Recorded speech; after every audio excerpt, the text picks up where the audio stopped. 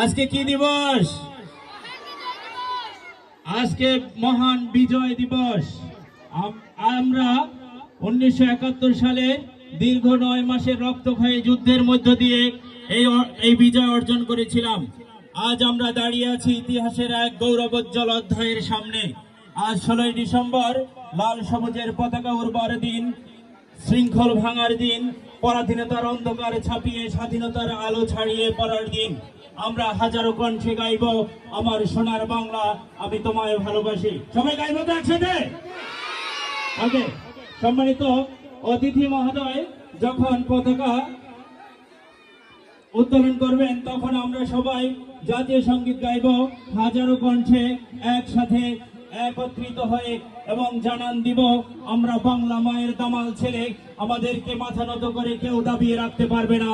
আমরা আমাদের জীবনকে উজ্জ্বল দৃষ্টান্তে পৌঁছে দিব, এবং আমরা এই দেশকে স্বাধীনতার বহতাকে সামনে উজ্জীবিত করার জন্য আমরা এগিয়ে যাব দুর্বার গতিতে।